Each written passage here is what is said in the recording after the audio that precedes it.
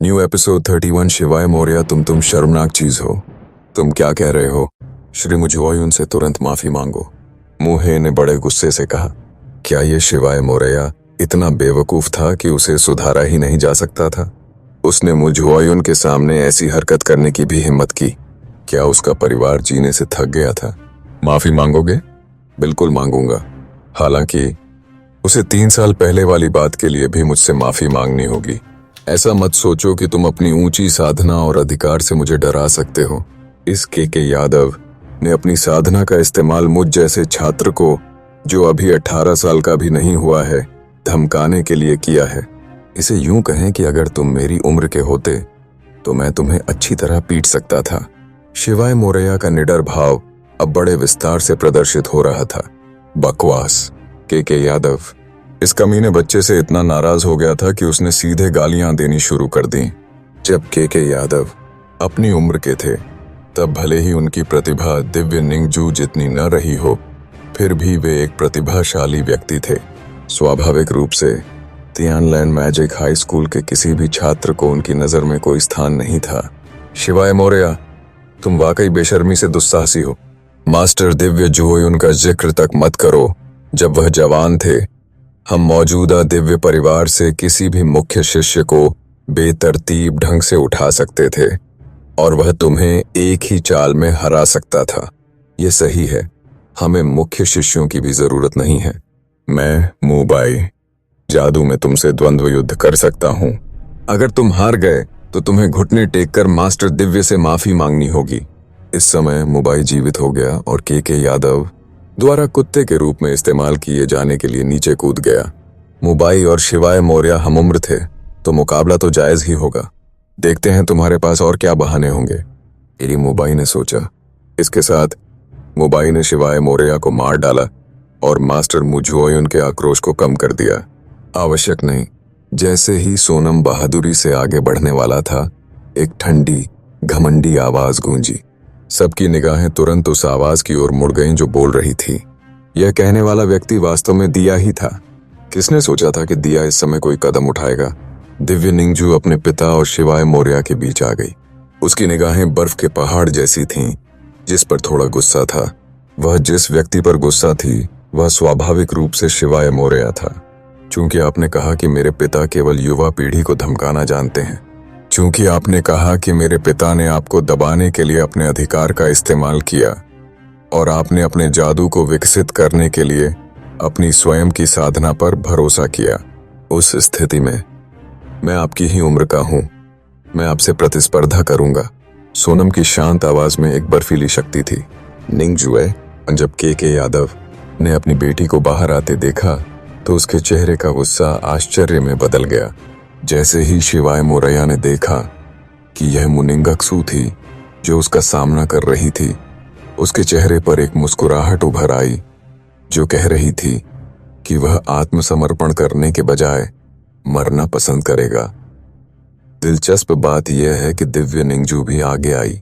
उसने सोचा, सच तो यह है कि मुबाई जैसे निकम्मे इंसान का सामना करना बिल्कुल बेकार था। शिवाय मौर्य ने आज ही उसे रौंद डाला था। हालांकि दिया को बोशहर की नंबर 1 प्रतिभाशाली लड़की और शाही संस्था में स्वर्ग की धन्य पुत्री माना जाता था, इसलिए उसका उससे द्वंद्व युद्ध करना कहीं ज्यादा दिलचस्प साबित होगा। निंगजू, मैं इस आदमी से निपटने के लिए पर्याप्त हूं। तुम्हें इसकी कोई जरूरत नहीं है। मुबाई ने तुरंत मुस्कुराते हुए कहा, मेरे पिता को पूरी तरह से अपमानित किया गया है। मेरे पिता उदार हो सकते हैं और इस तीखी जबान वाले छोटे चोर से परेशान नहीं होंगे। हालांकि मैं उनकी बेटी होने के नाते उस व्यक्ति को कतई नहीं छोड़ूंगी जिसने मेरे पिता का अपमान किया है। हम एक निष्पक्ष जादुई द्वंद्व युद्ध का उपयोग करके इसे सुलझा लेंगे। सोनम द्वारा कहे गए प्रत्येक शब्द में ईमानदारी थी। उसकी आवाज में जरा भी झिझक नहीं थी। वाह, बिल्कुल सही कहा। यह बर्फीला, बुलंद और अडिग चरित्र हमें पुरानी पीढ़ी को बहुत संतुष्ट करता है। बो सिटी की नंबर 1 प्रतिभा से जैसी उम्मीद थी, इतनी कम उम्र में ही असाधारण प्रतिभा और सही गलत में फर्क करने की क्षमता। स्कूल के निदेशक देंकाई ने तुरंत उसकी तारीफ करनी शुरू कर दी। उसकी तारीफ करने के बाद निर्देशक देंग काई ने भी दिव्य जुओयुन की पीठ थपथपाते हुए कहा, भाई जुओयुन, इस बदतमीज बच्चे से निपटना जरूरी नहीं है। जाहिर है आप 16 साल की उम्र में वापस जाकर उससे द्वंद्व युद्ध नहीं कर सकते, यह साबित करने के लिए कि वह आपसे कम उम्र में बेहतर है या नहीं। बेहतर होगा कि आप अपनी बेटी सोनम को इस मामले में आपकी जगह लेने दें और इस बच्चे को चुप करा दें जिसे आकाश और पृथ्वी की विशालता का अंदाजा ही नहीं है। जैसे ही देंग काई ने देखा कि के यादव अभी भी अपने गुस्से पर काबू पा रहा है, उसने शिवाय मोरया के सामने जाने से पहले हल्की सी मुस्कान दी और कहा, शिवाय मोरया, है ना? बो सिटी में हंटर्स यूनियन का प्रभारी होने के नाते मुझे सच में यकीन नहीं है कि आज आपके इस कदम को आपकी कम उम्र और अनुभवहीनता कहा जा सकता है या फिर बस बेवकूफी। हालांकि आपको अपने इस गुस्से के लिए के यादव से माफी मांगनी चाहिए। बो सिटी में उन्होंने जो योगदान दिया है वह आपकी समझ से परे है। माफी मांगूं? कोई बात नहीं, मैं अपने पूरे शरीर को कांटों से ढककर और सबसे पारंपरिक तरीके से यानी दंड वत प्रणाम करके उसे माफी मांग सकता हूं। मैं तब तक दंड वत प्रणाम करूंगा जब तक वह संतुष्ट न हो जाए। खैर, क्या दिव्य परिवार को यह हक है कि मैं उनसे माफी मांगूं? जाकर उनसे पूछो कि उन्होंने 3 साल पहले मेरे परिवार से क्या कहा था। अगर मुझे माफी मांगनी ही है तो 3 साल पहले की बात के लिए माफी मांगने के बाद। चूंकि वह बो सिटी का एक सम्मानित व्यक्ति है, इसलिए उन्हें किसी अनजान व्यक्ति को भड़काने से बचना चाहिए। आप किसी अनजान व्यक्ति को एक ही हाथ से थप्पड़ मार सकते हैं, लेकिन थप्पड़ मारने से पहले वे तुम्हें तब तक कोसेंगे जब तक तुम्हारा दिमाग न टूट जाए। शिवाय मौर्य ने बिना किसी हिचकिचाहट के कहा, यह समाज कानून से चलता है, ऐसा कैसे हो सकता है? ज्यादा से ज्यादा हम तुम्हें निकाल देंगे, प्रिंसिपल ने भौहें सिकोड़ते हुए कहा। ठीक है, चूंकि बात यहां तक पहुंच गई है तो इससे निपटना उतना मुश्किल नहीं है जितना मैंने सोचा था। फिर हम मू निंगजू के कहे अनुसार करेंगे। वह तुम्हारे साथ जादू का द्वंद्व युद्ध करेगी। अगर तुम हार गए तो तुम्हें मुझोयुन के संतुष्ट होने तक माफी मांगनी होगी। अगर मुनिंगजू हार गई तो। जैसे ही देंग का इस मुकाम पर पहुंचा, उसकी नजर मुझोयुन पर गई। के यादव ने ठंडी आवाज में कहा, दिव्य निंगक्सू कैसे कर सकता है? तुम्हें इतना बकवास करने की जरूरत नहीं है, बस कह दो कि तुम्हारी हिम्मत है या नहीं। शिवाय मौर्य के स्वर में एक तीखी तलवार थी। सिर्फ इसलिए कि आप एक कुलीन परिवार से हैं, गरिमा कोई बड़ी बात नहीं थी, और तब तो और भी ज्यादा जब आपका अपना परिवार बेघर, दुखी और मिट्टी से भी नीचे हो। शिवाय मौर्य तो बस एक मामूली इंसान था, एक ऐसा मामूली इंसान जो अपनी शिकायतों का बदला लेना चाहता था। क्या वह दिव्य परिवार में शामिल हो गया है? शिवाय मौर्य 3 साल पहले मुझोयुन द्वारा कहे गए उन शब्दों को भूल नहीं पा रहा था जो ऐसे लग रहे थे जैसे वह किसी कुत्ते को अनुशासित कर रहा हो। और वह यह बात तो बिल्कुल नहीं भूल पा रहा था कि मुंह ही उनके बेघर होने के लिए जिम्मेदार था। अगर वह सिर्फ मुझोयुन द्वारा उसे हड्डी फेंकने पर उनके पास वापस जाने के लिए इतना उत्सुक होता तो वह खुद भी सचमुच एक कुत्ता होता। उस समय वह झाओ कुंसान और मुबाई से किस तरह अलग होता? उससे अपशब्द कहे, यह सामान्य बात होनी चाहिए। 3 साल पहले जब वह सिर्फ 13 साल का था तो उसमें के यादव की ओर इशारा करके उसे बूढ़ा बदमाश कहने की हिम्मत थी। अब जब वह 16 साल का हो गया है तो वह उससे कैसे डर सकता है? एक बार सांप ने काटा तो रस्सी से 3 साल दूर। यह मुहावरा शिवाय मौर्य पर खूब झंझता था। अगर कोई सांप उसे काटने की जुर्रत करता तो वह सांप को रस्सी समझकर उसे झटक कर दूर भगा देता। जब आप पहले से ही किसी की नजरों में चींटी जैसे नजर आ रहे थे तो उस विशाल पैर से भागने का कोई रास्ता नहीं था। बेहतर होगा कि आप उन्हें तब तक कोसते रहें जब तक आपका मन न भर जाए। भाई जुओयुन, क्या आप सहमत हैं? देंग काई ने मध्यस्थ की तरह काम किया। फिलहाल पूरे स्कूल ने इस बहस और गाली गलौज को देखा था। अगर वे इस घिनौने मामले को एक निष्पक्ष जादुई द्वंद्व युद्ध की ओर मोड़ पाते तो स्वाभाविक रूप से यही सबसे अच्छा विकल्प होता। अगर वे सचमुच शिवाय मौर्य नाम के इस छात्र को निकाल देते तो यह निरर्थक होता। इस स्कूल एक प्रतिभाशाली छात्र को खो देता। तियानलैन मैजिक हाई स्कूल में प्रथम स्थान प्राप्त करने का मतलब था कि वह वाकई एक अच्छा छात्र था न्यू एपिसोड 32। जैसे ही सोनम ने यह सुना उसका माथा सिकुड़ गया। मेरा दत्तक पुत्र युआंग तुम्हारी ही उम्र का है, मैं उससे तुम्हारे साथ द्वंद्व युद्ध करवाऊंगा, के यादव ने कहा। या सोनम कुछ कहना चाहती थी। के यादव ने दिव्य निंगजू को बोलने का मौका नहीं दिया और देंकाई की ओर मुड़कर कहा, देंकाई, मुझे पता है कि तुम युवा पीढ़ी का ध्यान रखते हो, लेकिन तुमने भी इस बच्चे को मुझसे इतनी बेरुखी से बात करते देखा। मैंने एक कदम पीछे हटकर उसे अपने दत्तक पुत्र युआंग के साथ अपनी योग्यता परखने का मौका दिया है। अगर वह हार गया तो यह बच्चा मेरे सामने तब तक झुकेगा जब तक मैं पूरी तरह संतुष्ट नहीं हो जाता। अगर वह जीत गया तो मैं माफी मांग लूंगा। 3 साल से चल रहा यह घटिया मामला मैं यानी के यादव स्वाभाविक रूप से अपनी नजरों में नहीं रखता। जैसे ही मुंबई और मुहे ने यह सुना, उनके चेहरे पर अचानक मुस्कान आ गई। युआंग को इससे निपटने दो। के यादव वाकई चतुर था। उसने अंदाजा लगाया कि दिव्य निंगजू का अचानक रुख इस बच्चे को खुद को निर्दोष साबित करने में मदद करेगा। के यादव शिवाय मौर्य को इतनी आसानी से कैसे छोड़ सकता था? अगर सोनम भी पूरे दिल से इस मामले को सुलझाने में उसकी मदद करना चाहती तो भी वह अपनी आवाज नहीं दबाता। युआंग दिव्य परिवार का साधना पागल था। जब भी कोई उसका जिक्र करता तो उसके पूरे शरीर में सिहरन दौड़ जाती। अगर वे युआंग को यह मामला संभालने देते तो शिवाय मौर्य की दर्दनाक मौत तय थी। जादू संघ के नियमों के अनुसार जादू द्वंद्व युद्ध में भाग लेने वाले दोनों पक्षों की आयु 18 वर्ष होनी चाहिए। इसलिए मुझे डेंकाई को इस मामले में गवाह बनने की अनुमति दें। जिस दिन शिवाय मौर्य और युआंग दोनों 18 वर्ष के हो जाएंगे, वे जादू द्वंद्व युद्ध में भाग लेंगे। डेंकाई ने गंभीरता से कहा। के यादव ने ठंडे स्वर में हुंकार भरी। शिवाय मौर्य ने सिर हिलाया। मुझे औरत के सामने अपनी चाल चलने में थोड़ी दिक्कत होगी, इसलिए मर्द के सामने जाना ही ठीक है। मैं उसे तब तक पीटूंगा जब तक उसके पापा उसे पहचान नहीं लेंगे। जब के यादव ने सुना कि शिवाय मौर्य अभी भी उसकी निंदा कर रहा है तो वह इतना क्रोधित हो गया कि उसने अपनी दाढ़ी में फूंक मारी। रुको और देखो, 18 साल की उम्र में जादुई द्वंद्व युद्ध के दौरान हम तुम्हारा घमंड तोड़ देंगे और तुम्हारे शरीर को जख्मों से ढक देंगे। जादू संघ, शिकारी संघ और जादू विद्यालय, ये संगठन जादू के छात्रों की बिना शर्त रक्षा करते थे। हालांकि जैसे ही वे 18 वर्ष के होते थे वे वयस्क हो जाते थे। तब जादूगरों को अपने कार्यों की जिम्मेदारी स्वयं लेनी पड़ती थी। फिलहाल के यादव को खुद को एक तीखे मुंह वाले बच्चे के स्तर तक गिराने की कोई जरूरत नहीं थी। 2 साल बाद जब वह बड़ा हो जाएगा तो के यादव उसे जिंदगी और मौत के बीच झूलने देना ही बेहतर समझेगा। के यादव इतना गुस्सा हो गया था कि वह वहां से चला गया।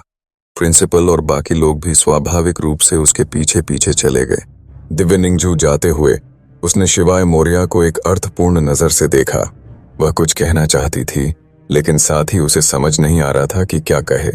शिवाय मौर्य जानता था कि दिया उसकी मदद कर रही है। इस मामले से खुद निपटने की उसकी कोशिश मुजुओयुन के खुद निपटने से कहीं बेहतर थी।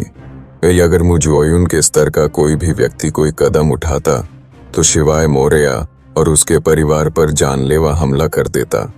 दुर्भाग्यवश उसकी योजना उसके पिता के यादव को पता चल गई। दिव्य जोयुन जानता था कि दिव्य निंगजू नरम रुख अपनाएगी, इसलिए उसने किसी और को चुन लिया। दिव्य परिवार का साधना पागल युआंग शिवाय मौर्य से निपटेगा। दिव्य युआंग दिव्य जुओयुन का बहुत आज्ञाकारी था। अगर दिव्य जुओयुन चाहता कि दिव्य युआंग शिवाय मौर्य को मार डाले तो युआंग बिना किसी हिचकिचाहट के ऐसा कर देता। दिव्या जी के पास किसी भी छोटी सी बात पर नरमी बरतने की कोई वजह नहीं थी जो उसे गाली देने की जुर्रत करे। फिलहाल वह शिवाय मौर्य को 2 साल तक आराम से स्कूल में समय बिताने देगा। शिवाय मौर्य के स्नातक होने के बाद दिव्या जी उसे समझा देगा कि दिव्य परिवार के खिलाफ जाना मुसीबत को न्योता देना है। अंततः उपद्रव शांत हो गया और समाप्त हो गया। सभी छात्र शिवाय मौर्य की ओर देखने लगे, जो अब एक दिव्य छात्र बन गया था, क्योंकि उन्हें अभी अभी उसके किए की याद आ रही थी। किसी को समझ नहीं आ रहा था कि क्या कहें। यह शिवाय मौर्य पागल था। दिव्य परिवार के खिलाफ एक जादुई परिवार का घराना और एक कुलीन जो किसी को भी बाहर निकाल सकता था और फिर भी तियानलैन मैजिक हाई पर दबाव डालने में सक्षम था। यह बात इस तथ्य से अत्यंत स्पष्ट हो गई कि तियानलैन मैजिक हाई में एक कुलीन छात्र सोनम दिव्य परिवार के भीतर एक शाखा शिष्य मात्र था। यद्यपि शिवाय मौर्य के आज के प्रदर्शन ने सभी को चौंका दिया था, तथापि इसका मतलब यह नहीं था कि उनमें दिव्य परिवार जैसे विशाल परिवार को उकसाने की योग्यता थी। शुरू में तो वो ड्रैगन बन सकता था, अब उसमें और कचरे में कोई फर्क नहीं था। बो सिटी में दिव्य परिवार सबसे बड़ा है, ये कौन नहीं जानता था। अगर आप दिव्य परिवार को नाराज कर देते तो बो सिटी में कैसे जिंदा रह पाते। स्कूल के अंदर तो आपकी रक्षा के लिए कोई पवित्र भूमि भी नहीं थी। एक बार जब आप समाज में आ जाते तो आपके साथ इतना बुरा सलूक किया जाता कि आप एक त्रासद दृश्य बन जाते। जिद्दी, वो इतना जिद्दी क्यों था? जिस मौके की इतने सारे लोग उम्मीद कर रहे थे, वो शिवाय मौर्य की जिद्दीपन ने गंवा दिया और एक बहुत बड़ा दुश्मन पीछे छोड़ गया। भाई फैन, तुम बहुत कूल हो। हम मास्टर दिव्य झुओयुन से बहुत डरते हैं, बस तुम उन्हें बार बार बूढ़ा बदमाश कहते हो। हाँ, दरअसल हम में से कई लोग उन्हें अंदर से बूढ़ा बदमाश ही कहते हैं। झांग शियाओहो का स्वभाव थोड़ा शर्मीला था, लेकिन शिवाय मौर्य के लिए उनके मन में खासा लगाव था। शिवाय मौर्य शहर के इस इलाके के बच्चों का राजा था। उन दिनों वह एक ही आवाज में लोगों को इकट्ठा कर लेता था, यहाँ तक कि झाओ कुंसन भी बड़े भाई शिवाय मौर्य के साथ घुल मिल जाता था। उस घटना के बाद ही झाओ कुंसन ने मुबाई पर भरोसा करना शुरू किया और कई दूसरे लोग शिवाय मौर्य के साथ खेलने की हिम्मत नहीं करते थे। झांग शियाओहो शिवाय मौर्य के प्रति समर्पित था। शिवाय मौर्य ने चाहे कोई भी सीमा पार का काम किया हो, वह फिर भी प्रशंसा में ताली बजाने के लिए अपने पैर तक उठा लेता था। ओम को इस मामले की जानकारी 3 साल पहले से थी और अब जब उसने शिवाय मौर्य को बिना किसी हिचकिचाहट या डर के पलटवार करते देखा तो वह शिवाय मौर्य की और भी ज्यादा तारीफ करने लगा। वह अपनी जिंदगी में कभी भी शिवाय मौर्य जितना साहसी नहीं हो सकता था। तो क्या आपको लगता है कि सोनम मुझसे मोहित हो गई है? शिवाय मौर्य ने संतुष्टि में अपनी भौहें उठाते हुए कहा। अरे, ये कहना मुश्किल है। आखिरकार वो बूढ़ा बदमाश उसका बाप है। झांग जियाओहो ने जवाब दिया। आज मुझे बहुत अच्छा लग रहा है। जब मैं बाद में कैफेटेरिया जाऊंगा तो एक और तला हुआ अंडा लूंगा। मोफान ने कैफेटेरिया की ओर चलने से पहले सफलता की खुशी में झांग जियाओहो का कंधा थपथपाया। हाँ, अगर आपने मुबाई और झाओ कुंसन के चेहरे को देखा तो आपको निश्चित रूप से और भी अच्छा लगेगा। ओम ने अपनी नाराजगी जाहिर करते हुए कहा। उस गुर्गे झाओ कुंसान को सचमुच इतना पीटा गया था कि उसका चेहरा सूज गया था। जियाओ हुए को यकीन था कि कुंसान सपने में भी नहीं सोच सकता था कि शिवाय मौर्य की साधना उससे एक स्तर ज्यादा ऊंची होगी, जबकि मुटुबाई के बारे में ज्यादा कुछ कहने की जरूरत नहीं है। उसने तो बस एक ऐसे इंसान की तरह व्यवहार किया जो वो नहीं था और नियमित रूप से गरीबों पर अत्याचार करता रहा। और इसका नतीजा क्या हुआ? आखिरकार बुद्धिमान मार्शल गॉड भाई फान ने उसे मार डाला। छोड़ो भी, मुबाई असल में मुहे को अपने बेटे की तरह खुश करने की कोशिश कर रहा था। वह बस इतना चाहता था कि मुटरफ उसे मु परिवार के आंतरिक प्रांगण में प्रवेश करने में मदद करे और मुख्य शिष्यों के साथ मिलकर साधना करे। आखिर में उस बूढ़े बदमाश ने उसकी तरफ देखा तक नहीं, बल्कि वो शिवाय मौर्य पर ही अटका रहा। लोगों को सच में हैरानी इस बात की थी कि शिवाय मौर्य ने मुबाई के सपनों की चीज को कचरे की तरह फेंक दिया था और साथ ही उसने उस बूढ़े बदमाश का मुंह भी मोड़ दिया था। ताजगी भरी, वाकई ताजगी भरी। जियाओहो को समझ नहीं आया कि वह बूढ़ा बदमाश मुझुओयुन क्या सोच रहा था। 3 साल पहले वह बूढ़ा बदमाश शिवाय मौर्य की जहरीली जबान और शातिर स्वभाव का अनुभव कर चुका था। फिर भी आज उसने पहले वाले कर्ज को चुकाने की कोशिश की, जिसका नतीजा यह हुआ कि शिवाय मौर्य, जिसने अपने पत्ते नहीं छिपाए थे, उसकी खूब बदनामी की। उन्होंने अनुमान लगाया कि आज के यादव का रक्तचाप बहुत बढ़ गया था। हालांकि भाई फैन, अगर वह बूढ़ा बदमाश सचमुच अपनी बेटी दहेज के साथ आपको दे दे और आपसे दिव्य परिवार में शामिल होने की भीख मांगे तो क्या आप सचमुच मना कर देंगे? ओम ने फुसफुसाते हुए कहा, बिल्कुल नहीं। धिक्कार है भाई फैन, तुम्हारी नैतिकता कहाँ है? अरे तुमने जो कहा वो सही है। शिवाय मौर्य ने अचानक अपनी ठुड्डी रगड़ते हुए सोचा, तुम्हें भी लगता है कि तुम्हारे पास कोई नैतिकता नहीं है? जियाओ हो ने आश्चर्य से पूछा, यहां से चले जाओ। मैं कह रहा हूं कि उस बूढ़े बदमाश की माफी बेकार है। बेहतर होता अगर वो अपनी बेटी मुझे दहेज में दे देता, शिवाय मौर्य ने जवाब दिया। न्यू एपिसोड 33 भाई फान, तुम्हें दिवा स्वप्न देखना बंद कर देना चाहिए। वह युवांग सचमुच असामान्य है। हमें तो यह भी नहीं पता कि 18 साल की उम्र में तुम अपने दूसरे दिन की धूप देख पाओगे भी या नहीं। तुम्हें बस छोटी राजकुमारी से शादी करने की इच्छा छोड़ देनी चाहिए। उसके बाएं हाथ का क्रोध उनके बाहरी हिस्सों को झुलसा देगा और अंदरूनी हिस्सों को कोमल बना देगा, जबकि उसके दाहिने हाथ की बिजली उनके शरीर को चीर देगी। वार्षिक परीक्षा के अंतिम परिणाम घोषित हो चुके थे। जब बड़े ब्लैक बोर्ड पर शिवाय मौर्य को प्रथम स्थान दिखा तो वहां मौजूद कई लोगों ने अविश्वास में आंखें मलीं। यह शिवाय मौर्य इतना अद्भुत कैसे था? उसके परीक्षा परिणाम आश्चर्यजनक रूप से प्रभावशाली थे। उसने बिजली तत्व के शूज आउटिंग और बर्फ तत्व परिवार के मुंबई को भी कैसे पीछे छोड़ दिया। ग्रेड वाले मामले ने पहले ही कई लोगों की आंखें चौंधियां दी थीं। शिवाय मौर्य द्वारा सबके सामने के यादव को कोसने और स्कूल सुपरवाइजरों की मौजूदगी में दिव्य परिवार के एक शिष्य को चुनौती देने की बात तेजी से छात्रों में फैल गई थी। नतीजतन शिवाय मौर्य को स्कूल में मशहूर होने में ज्यादा समय नहीं लगा। वह न सिर्फ पल भर में स्कूल का एक दिव्य छात्र बन गया, बल्कि उससे भी ज्यादा हैरानी की बात यह थी कि वह पूरे बो सिटी का सबसे लापरवाह छात्र था।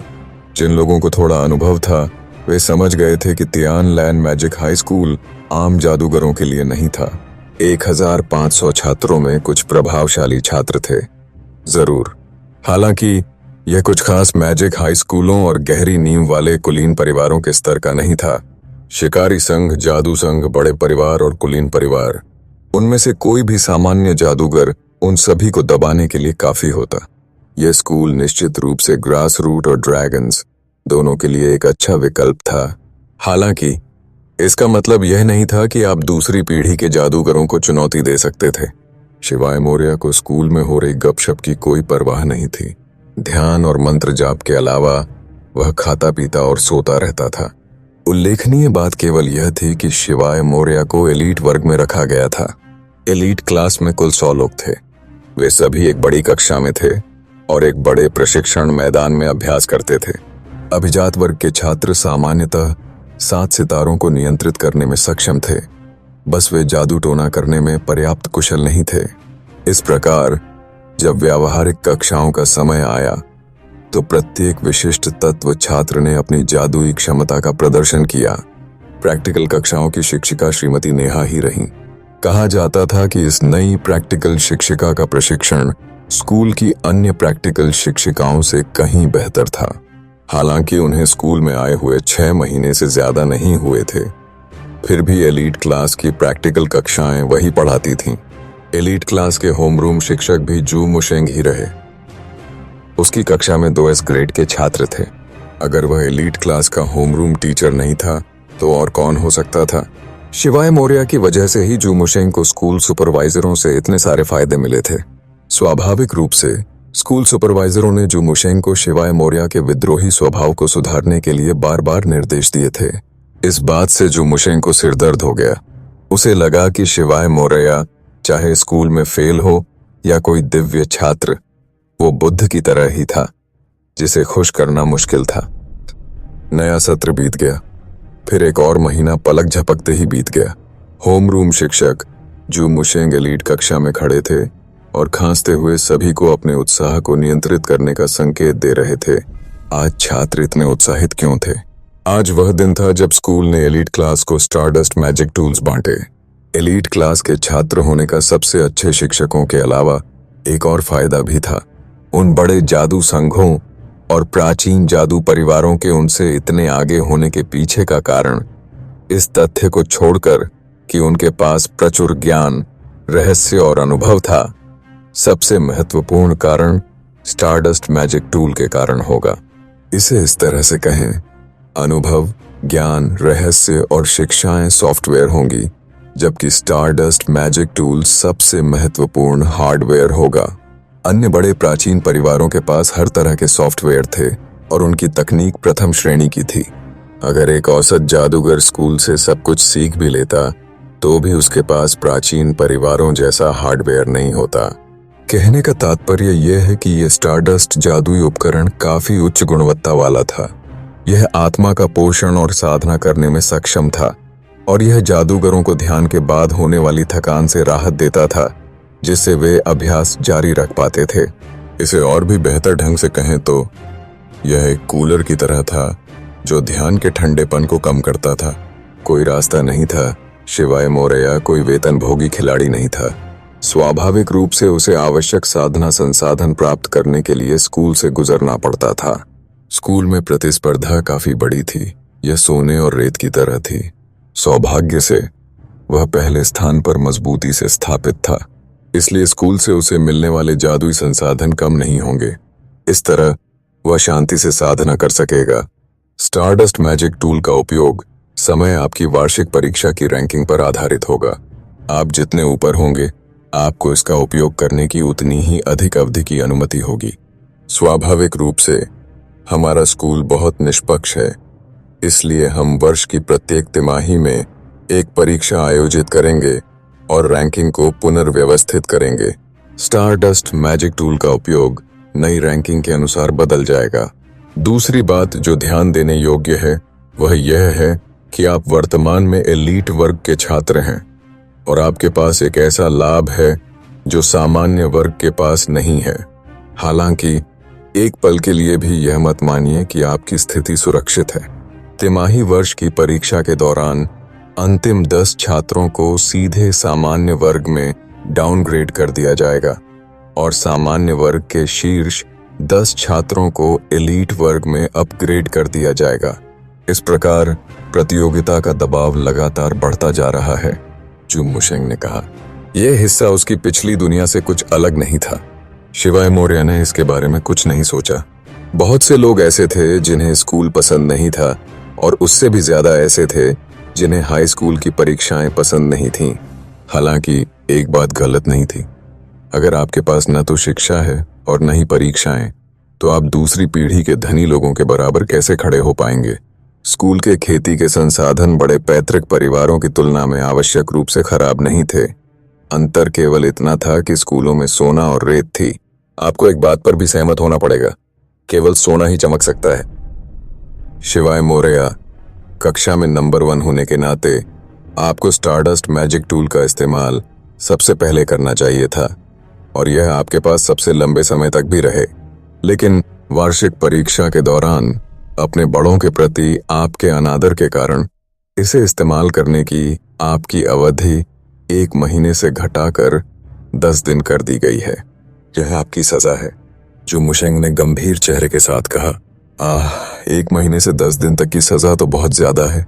अगर वह खुद को इतनी बेशर्मी से रोक सके तो 1 महीने की सजा उसे बाकियों से काफी अलग कर देगी।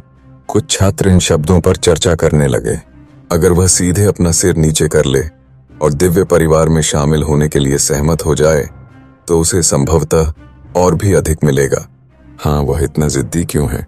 जो मुशेंग ने गुस्से से घूरा, जिससे छात्र शांत हो गए। शिवाय मौर्य, क्या आपको इस पेनल्टी पर कोई आपत्ति है? जो मुशेंग ने कहा। मैं नहीं जानता, शिवाय मौर्य ने जवाब दिया। शिवाय मौर्य को स्वाभाविक रूप से एक स्टारडस्ट मैजिक टूल की जरूरत थी। उसकी साधना का समय पहले से ही दूसरों की तुलना में ज्यादा था और स्टारडस्ट मैजिक टूल की मदद से वह आधा काम करके 2 गुने परिणाम पा सकेगा। हालांकि इसका यह असर तभी होगा जब इसे लंबे समय तक लगातार इस्तेमाल किया जाए। अगर इसे थोड़े थोड़े अंतराल पर ही इस्तेमाल किया जाए तो शिवाय मौर्य को इससे कोई खास फायदा नहीं होगा। 10 दिन इस्तेमाल, ये उसके लिए कुछ नहीं करेंगे। ग्रीन टी मैन, मुझे आपसे एक सवाल पूछने दीजिए। शिवाय मौर्य गंभीर भाव से अपने बगल में स्थित मुबाई की मेज के पास पहुंचे। तुमने मुझे क्या कहा? मुबाई का हिंसक स्वभाव तुरंत प्रकट हो गया। ओह सोनम, मुझे तुमसे एक सवाल पूछने दो। New episode 34। अगर तुम्हारे पास कहने को कुछ है तो कह दो। मुबाई गुस्से से लाल हो गया था। वह शिवाय मौर्य की तरफ एक पल भी देखना नहीं चाहता था। बदकिस्मती से शिवाय मौर्य अजीब था। इस शिवाय मौर्य को उससे कुछ पूछना था। दोनों में तो समझौता ही नहीं होना चाहिए। युआंग नाम का वह लड़का, क्या उसके पास साल के सभी 365 दिनों के लिए स्टारडस्ट मैजिक टूल है? शिवाय मौर्य ने पूछा।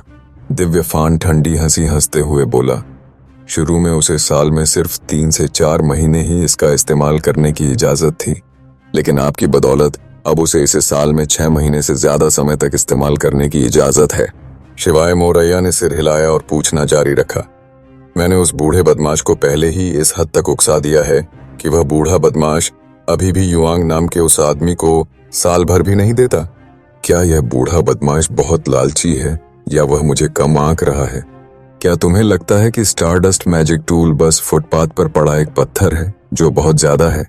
पूरे परिवार में इतने सारे शिष्य हैं, इसलिए स्टारडस्ट मैजिक टूल के भी अपने अपने तरीके जरूर होंगे। परिवार में सिर्फ दिव्य निंगजू के पास ही spirit grade stardust magic tool है जिसे वो हर समय अपने पास रखती है। सोनम ने शिवाय मौर्य की तरफ देखते हुए कहा। Spirit grade stardust magic tool? Stardust magic tools के अलग अलग ग्रेड होते हैं? शिवाय मौर्य ने हैरानी से पूछा। वह केवल स्टारडस्ट मैजिक टूल के प्रभाव के बारे में जानता था। वह इस तथ्य से अनभिज्ञ था कि उनके विभिन्न ग्रेड होते हैं। सोनम ने शिवाय मौर्य को ऐसे देखा जैसे वह किसी मंदबुद्धि को देख रहा हो। इस मंदबुद्धि को तो कुछ भी पता नहीं। वह एस ग्रेड तक कैसे पहुंचा? मुबाई बहुत घमंडी था और अपने ज्ञान का प्रदर्शन करना चाहता था।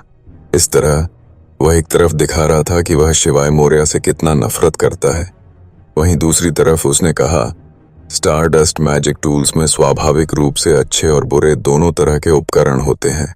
जिन आत्मा पोषण करने वाले मैजिक टूल्स से हम बातचीत कर पाते हैं वे मूलतः सभी सामान्य श्रेणी के हैं। मुझे लगता है कि पूरे बो सिटी में स्पिरिट ग्रेड वाले उपकरण बहुत कम हैं। स्पिरिट ग्रेड वालों का क्या प्रभाव पड़ता है? शिवाय मौर्य ने पूछना जारी रखा। सामान्य ग्रेड यह खेती के समय को लगभग 20% प्रतिदिन बढ़ा सकता है। स्पिरिट ग्रेड यह खेती के समय को 40% तक बढ़ा सकता है। मुबाई ने उस पर व्यंग्य किया। जब वह स्पिरिट ग्रेड स्टारडस्ट जादुई औजारों के बारे में बात कर रहा था तो मुबाई का पूरा अस्तित्व उनके प्रति अपने आकर्षण को रोक नहीं पा रहा था। उसके जैसे लोगों के लिए जिन्होंने साधना पथ पर अभी अभी पहला कदम रखा था, ये स्पिरिट ग्रेड स्टारडस्ट जादुई औजार बिल्कुल सही थे। एक के होने पर वह आसानी से अपनी उम्र के लोगों से आगे निकल सकता था। मैं समझ गया। शिवाय मौर्य ने अपना सिर हिलाया। एक जो संचित थकान को 20% तक कम कर सकता था और एक जो इसे 40% तक कम कर सकता था। शिवाय मौर्य इस प्रभाव को समझने में काफी सक्षम था। ज्यादा आगे मत बढ़ो। तुमने जो साधना का जादुई उपकरण प्राप्त किया है वह सिर्फ 10 दिनों के लिए है, जबकि मेरे पास यह पूरे 1 महीने के लिए होगा। मैं जल्द ही तुमसे हजारों मील आगे निकल जाऊंगा। मुबाई ने बिना किसी हिचकिचाहट के शिवाय मौर्य पर ठंडे पानी की एक बाल्टी डालते हुए कहा। शिवाय मौर्य को कोई आपत्ति नहीं थी। अगर वह मुबाई और झाओ कुंसन जैसे नामचीन लोगों से झगड़ा करता तो उसकी सामाजिक हैसियत और भी गिर जाती। उसके असली दुश्मन तो मुझको परिवार के अंदरूनी अनुयायी थे जिनके पास भरपूर संसाधन थे। उसने सारी मुश्किलें पार करने की योजना बनाई और उस बूढ़े बदमाश से अपनी बेटी का वादा करवाकर सामने वाले आदमी को दहेज देने की बात मनवा ली। याद रखना, स्टारडस्ट के जादुई औजार बहुत ही कीमती हैं। तुम्हें इन्हें किसी भी तरह से नुकसान नहीं पहुंचाना चाहिए। इसके अलावा समय पूरा होने पर तुम्हें इन्हें वापस करना होगा। मैंने तुम सबको पहले ही याद दिला दिया है। यह ऐसी चीज नहीं है जिसके लिए तुम आंख मूंद कर मुसीबत खड़ी कर सको। जू मुशेंग ने बहुत गंभीर स्वर में कहा। रात होने पर छात्रावास की सारी लाइटें बंद कर दी गईं। पूरे परिसर में अंधेरा छा गया। स्कूल भवन की छत पर शिवाय मौर्य एक बड़े जल भंडारण टैंक के ऊपर बैठा था और स्टारडस्ट मैजिक टूल के साथ खेल रहा था जो उसे आज मिला था। स्टारडस्ट मैजिक टूल एक छोटा नीले रंग का धूल का पत्थर था जो एक बेहद कीमती आवरण में जड़ा हुआ था। इससे अंदाजा लगाया जा सकता था कि स्कूल में स्टारडस्ट मैजिक टूल को कितना महत्व दिया जाता था। इस औजार को पॉलिश किया गया था और इसमें एक सफेद जंजीर लगी हुई थी। इससे साधक इसे अपनी छाती पर पेंडेंट की तरह पहन सकते थे। क्या यह पहनते ही काम करने लगता है? शिवाय मौर्य ने खुद से पूछा। अपना सिर थोड़ा नीचे करके शिवाय मौर्य ने धीरे से स्टारडस्ट मैजिक टूल पहना। चूंकि चेन थोड़ी लंबी थी, टूल शिवाय मौर्य की छाती पर आ गया। डिंग! अचानक शिवाय मौर्य की छाती से एक अथाह टैपिंग की आवाज गूंजी। शिवाय मौर्य अंततः अपने होश में आने से पहले स्तब्ध रह गए। उसने अपने गले में एक और हार पहना हुआ था। यह लोच के आकार का पेंडेंट बिल्कुल काला था। उसे याद आया कि जिस दिन उसने अपना तत्व जागृत किया था, उस दिन यह चीज लगातार कंपन कर रही थी। स्टारडस्ट मैजिक टूल शायद उसके लोच आकार के पेंडेंट से टकराया होगा, जिससे अभी की ध्वनि का पता चलता है। इस बारे में बात करते हुए, यह लोच पेंडेंट क्या था? शिवाय मौर्य दरअसल इसके पीछे की संरचना पर शोध करने की कोशिश कर रहे थे, लेकिन अंततः असफल रहे। साथ ही उन्हें पूरा यकीन था कि लोच पेंडेंट ही दुनिया में आए बदलावों का कारण है। लोच पेंडेंट स्कूल के पिछले पहाड़ के पुराने द्वारपाल ओल्ड मैन यिंग की विरासत थी। उस दिन जब वह उस फूस की झोपड़ी में सो रहा था, तो उसने यही लोच पेंडेंट पहना हुआ था जब पूरी दुनिया रहस्यमय तरीके से बदलने लगी थी। या वह किसी अलग समानांतर दुनिया में चला गया था। उसे अभी भी यकीन नहीं था कि वह कौन सी दुनिया थी। शिवाय मौर्य हमेशा लोच पेंडेंट पहने रहता था और उसे इसे उतारने में थोड़ी चिंता रहती थी। कहीं ऐसा न हो कि ऐसा करने पर सब कुछ सामान्य हो जाए। यार, लाइटनिंग स्ट्राइक और फ्लेम बर्स्ट सीखने में मुझे बड़ी मुश्किलों का सामना करना पड़ा। छोड़ो, उसकी चिंता मत करो। मुझे अपनी साधना पर ज्यादा ध्यान देना चाहिए। उस आदमी युआंग से निपटना आसान नहीं होगा, और अगर वह बूढ़ा बदमाश सचमुच अपनी बेटी मुझे देना चाहता भी है, तो भी अगर मेरे पास अविश्वसनीय शक्ति नहीं है, तो यह नामुमकिन होगा। शिवाय मौर्य ने मन ही मन सोचा। जैसे ही उन्होंने लोच पेंडेंट को नीचे रखा, शिवाय मौर्य ने अपने इरादे का उपयोग करके स्टारडस्ट मैजिक टूल में प्रवेश किया, जो उन्हें अभी अभी मिला था।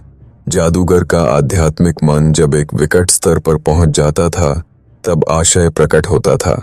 जब आप अपने आध्यात्मिक मन के आशय को किसी चीज पर केंद्रित करते थे, तो आप जादुई क्षमता के विशिष्ट उतार चढ़ाव को महसूस कर सकते थे, और आपकी श्रवण, गंध, दृष्टि और स्पर्श की इंद्रियां एक सामान्य व्यक्ति की तुलना में अधिक शक्तिशाली हो जाती थीं। अजीब बात है, कोई प्रतिक्रिया नहीं हुई। जू मुशेंग ने कहा कि जब तक आप अपने इरादे के साथ इसमें प्रवेश करते हैं और एक आध्यात्मिक छाप छोड़ते हैं, तब तक स्टारडस्ट मैजिक टूल अपनी पौष्टिक आध्यात्मिक ऊर्जा आपके शरीर में संचारित करेगा, जिससे जादूगर के शरीर को पौष्टिक प्रभाव प्राप्त होगा और साथ ही आध्यात्मिक थकान से राहत मिलेगी। शिवाय मौर्य ने कई बार ऐसा करने की कोशिश की। उसे स्टारडस्ट मैजिक टूल से वो शानदार प्रतिक्रिया महसूस नहीं हुई जिसका जिक्र जू मुशेंग ने किया था। लोच पेंडेंट में अति प्रवाहित ऊर्जा थी। शिवाय मौर्य की अभिव्यक्ति हैरान थी, क्योंकि उन्होंने जल्दबाजी में अपने इरादे से लोच पेंडेंट की जांच की। जैसे ही उसने अपने इरादे से उसकी जांच की, शिवाय मौर्य के पूरे अस्तित्व को ऐसा लगा जैसे वह किसी गर्म पानी के झरने में उतर गया हो। रेशमी मुलायम गर्माहट ने उसकी थकी हुई आध्यात्मिक स्थिति को धीरे धीरे दूर कर दिया। साथ ही उसकी अपनी आध्यात्मिक दुनिया को भी धीरे धीरे साफ और आरामदायक बना दिया। उसे न तो कोई बेचैनी हुई, न ही कोई चिंता। उसकी मनस्थिति पहले कभी इतनी शांत और आरामदायक नहीं रही थी। शिवाय मौर्य आज पूरे 10 घंटे साधना कर चुका था। इससे पहले तो वह सो ही गया होता। आज उसके पास स्टारडस्ट मैजिक टूल था और वह उसे आजमाना चाहता था। इस सुखद अनुभूति के कारण उसे जो थकान महसूस हो रही थी, वह दूर हो गई। उसे लगा कि वह अभी भी कुछ समय तक साधना जारी रख सकता है। ओ बकवास, यह क्या है? स्कूल से मिला स्टारडस्ट मैजिक टूल किसी काम का नहीं रहा। उसकी जगह लोच पेंडेंट, जो वह हमेशा अपने साथ लाता था, वो असर दिखाने लगा जो स्टारडस्ट मैजिक टूल दिखाना चाहिए था। क्या यह संभव है? क्या यह संभव है कि यह लोच पेंडेंट, जिसे मैं हमेशा पहनता हूँ, वास्तव में एक स्टारडस्ट मैजिक टूल है? शिवाय मौर्य को थोड़ा उत्साह महसूस होने लगा। न्यू एपिसोड 35 गलत कुछ गड़बड़ है। मैंने पहले भी अपनी मंशा से इसकी जांच की थी, लेकिन लोच पेंडेंट तो मृत सागर जैसा था, तो आज यह आत्मा को पोषण देने वाला गर्म पानी का झरना क्यों बन गया? जबकि उसी समय स्कूल का स्टारडस्ट मैजिक टूल, जिसका कुछ प्रभाव होना चाहिए था, प्रयोग से बाहर हो गया है। शीट, मुझे मत बताओ कि लोच पेंडेंट ने स्टारडस्ट मैजिक टूल की आंतरिक ऊर्जा को अवशोषित कर लिया है। शिवाय मौर्य ने अचानक एक आश्चर्यजनक जंगली अनुमान लगाया। शिवाय मौर्य ने तुरंत एक बार फिर अपना इरादा केंद्रित किया। इस बार उसने जल्दी से दोनों जादुई औजारों के बीच के उतार चढ़ाव की जांच की। आशा के अनुसार शिवाय मौर्य को महसूस हो रहा था कि स्टारडस्ट मैजिक टूल के सबसे गहरे हिस्सों में छिपी हुई ऊर्जा का एक अंश मौजूद है। हालांकि यह ऊर्जा का अंश इस समय बदल रहा था। सच कहूं तो इस लोच पेंडेंट ने एक स्ट्रॉ लिया और स्कूल के स्टारडस्ट मैजिक टूल से ऊर्जा खींचनी शुरू कर दी। अगर मुझे ये बाद में पता चलता तो मुझे कोई सबूत नहीं मिलता। अरे यार लिटिल लोच, मैंने कभी सोचा भी नहीं था कि तुम में वाकई कोई हुनर होगा। इतने लंबे समय तक छुपाने के बाद तुमने आखिरकार उसे उजागर कर ही दिया। शिवाय मौर्य ने एक हाथ से लोच पेंडेंट पकड़ते हुए कसम खाई। छोटे लोच, मर जाओ लोच, जल्दी करो और मेरे स्टारडस्ट मैजिक टूल की भरपाई करो। जब तुमने इसकी सारी ऊर्जा खत्म कर दी है तो मैं खेती कैसे करूं? हालांकि लोच पेंडेंट ने मेरे इस्तेमाल के लिए कुछ ऊर्जा छोड़ी है। मुझे चिंता इस बात की है कि मैं स्कूल को स्टारडस्ट मैजिक टूल के इस खाली खोल के बारे में कैसे समझाऊं। इसके अलावा यह छोटा लोच पेंडेंट, जिसकी मैं हर रोज कसम खाता हूं, लगता है वास्तव में एक अद्भुत स्टारडस्ट मैजिक टूल है। शिवाय मौर्य को लगा कि उसका अपना दिमाग इस जानकारी को समझने के लिए काफी नहीं है। यह जानकारी बहुत विस्फोटक थी। शांत हो जाओ, शांत हो जाओ, मुझे शांत होना है। मुझे जल्दी से इस मामले को खत्म करना होगा। शिवाय मौर्य वहीं बैठा उन दोनों औजारों को गौर से देखता रहा। उसे एहसास हुआ कि उसने जो छोटा लोच पेंडेंट पहना था वह असल में स्टारडस्ट मैजिक टूल जैसा ही काम करता है। शिवाय मौर्य ने छोटे लोच पेंडेंट से स्टारडस्ट मैजिक टूल की ऊर्जा वापस करवाने की कोशिश की, लेकिन लोच पेंडेंट ने कोई प्रतिक्रिया नहीं दी। शिवाय मौर्य को समझ नहीं आ रहा था कि हंसे या रोए। इसके बारे में सबसे अच्छी बात यह थी कि छोटा लोच पेंडेंट वास्तव में एक अद्भुत स्टारडस्ट मैजिक टूल था। असली त्रासदी तो यह थी कि स्कूल का स्टारडस्ट मैजिक टूल बर्बाद हो गया था। उसमें जरा भी ऊर्जा नहीं बची थी। वह नदी किनारे पड़े एक कंकड़ की तरह था। स्कूल ने उसे स्टारडस्ट मैजिक टूल 10 दिनों के लिए दिया था। 10 दिनों के बाद उसे उसी अवस्था में वापस करना था। ऐसा नहीं था कि वह जू मुशेंग को बता सके कि वह ऊब गया है, इसलिए उसने स्टारडस्ट मैजिक टूल को लोच के आकार में ढालने का फैसला किया। वह सोच भी नहीं सकता कि उस छोटे लोच पेंडेंट को देखकर जू मुशेंग के चेहरे पर क्या भाव होंगे। श्रीमती नेहा अनुभवी और जानकार हैं, शायद उन्हें इसके पीछे का कारण पता हो। शिवाय मौर्य जानता था कि उसके बेवजह चिंतित होने से कोई फायदा नहीं होगा, इसलिए उसने जल्दी से कुछ मदद मांगी। श्रीमती नेहा शिवाय मौर्य की पहली पसंद थी। जब श्रीमती नेहा को मुतुहे और मुबाई की साजिशों का पता चल गया, तब से शिवाय मौर्य और उनके बीच गहरा शिक्षक छात्र विश्वास स्थापित हो गया था। श्रीमती तांग्युए, क्या आप सो रही हैं? शिवाय मौर्य ने श्रीमती तांग्युए के फोन पर कॉल किया। मैंने अभी अभी पजामा पहना है, सोने जा रहा हूँ। बताओ क्या चाहिए? एक कामुक और कोमल आवाज उसके कानों में पड़ी। शिवाय मौर्य पारदर्शी नाइट गाउन पहने श्रीमती नेहा के अद्भुत रूप को देखकर आश्चर्यचकित हो गया। लगता है मेरे स्टारडस्ट मैजिक टूल में कोई छोटी सी समस्या है। मुझे समझ नहीं आ रहा कि अभी क्या करूं। मैं सिर्फ मिसेस टैंग्यू से सलाह ले सकता हूं। शिवाय मौर्य ने एक दयनीय छात्र का व्यवहार अपनाया। आप कहाँ हैं? स्टारडस्ट मैजिक टूल सुनने के बाद श्रीमती नेहा कुछ गंभीर हो गईं। स्टारडस्ट मैजिक टूल स्कूल की सबसे कीमती चीज थी। अगर कोई समस्या होती तो बड़ी होती।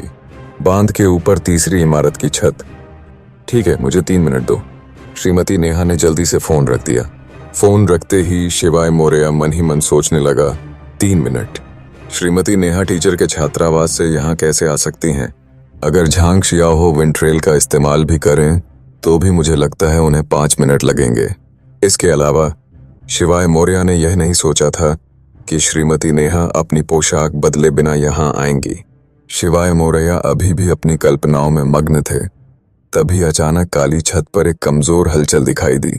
यह हलचल बेहद कमजोर थी। अगर शिवाय मोरया ने शुरू से ही इस पर ध्यान न दिया होता तो वह इसे देख ही नहीं पाता। यह न तो हवा का कंपन लग रहा था, न ही यह किसी तात्विक ऊर्जा का आभामंडल था। इस नीरवता के कारण वह थोड़ा भयभीत हो गया था। शिवाय मोरया, अंततः एक कोमल और सुंदर आवाज सुनाई दी। यह श्रीमती नेहा है?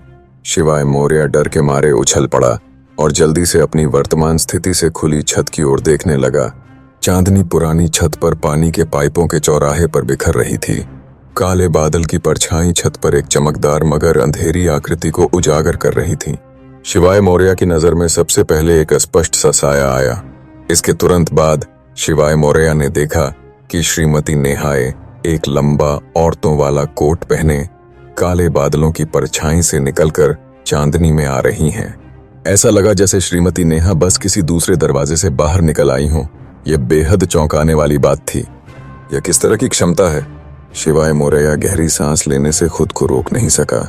उसे गलियारे से कदमों की आहट भी नहीं सुनाई दी। आखिर श्रीमती नेहा छत पर कैसे आईं और परछाई से कैसे निकल आईं? आपके स्टारडस्ट मैजिक टूल में क्या खराबी है? श्रीमती नेहा अचानक नीचे कूद गईं और बांध पर जा गिरी। उज्ज्वल चांद ने श्रीमती नेहा के प्रभावशाली शरीर को रोशन कर दिया।